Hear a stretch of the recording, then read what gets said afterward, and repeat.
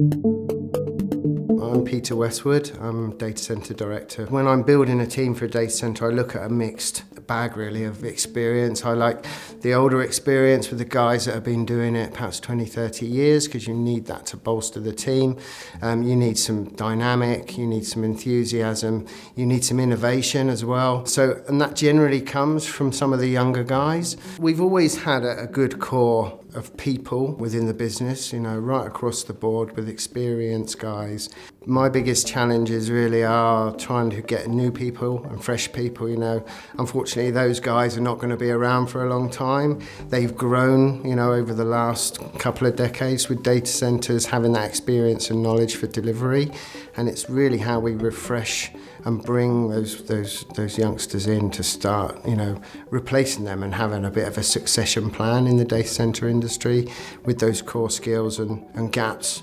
The other thing personally I think we're missing is data centre design and architectures have stayed quite static over the years. The architectures have sort of stayed the same throughout, and without those young people we can't look at making the data centres more efficient, driving technologies, really getting that R&D through and making these data centres more efficient, and also some of the technologies. And this is why I'm so keen for young people to come through, because I feel that traditionally the data centre industry has always kept the architectures of data centres the same, and they've been same, for a long, long time. Whereas if we refresh that and we realise the problems that are going to come with power demand, those new people will hopefully bring new technologies. They'll bring a little bit more into the industry to help us drive the efficiencies, which is definitely required with, immersed cooling, different server technology, open compute systems, different cooling systems, all that sort of stuff.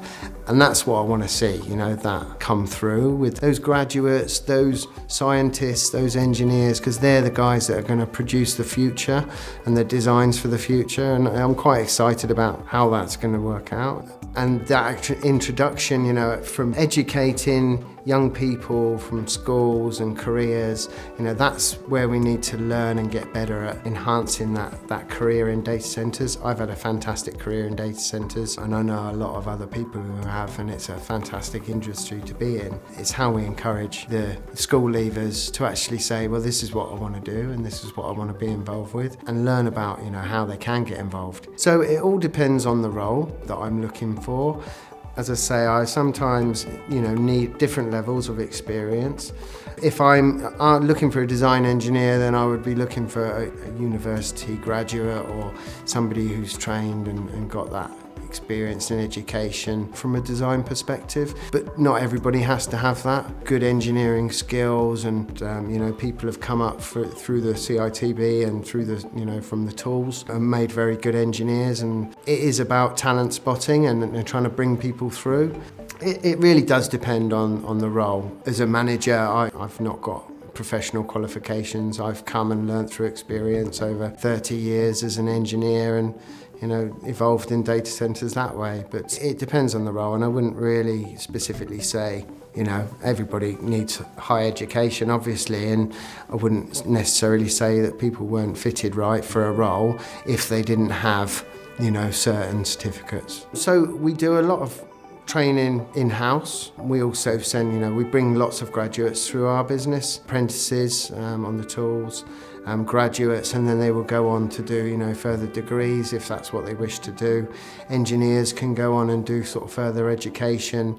Obviously, we do a lot of health and safety training, which is, sort of one of our biggest things, to make people go home safely each day and develop each person as they require. But it's a little bit of a grey area, so there's openings and, for all sorts of types of people coming looking for their careers, whether it's health and safety, whether it's quality, whether it's engineering, whether it's IT or networks.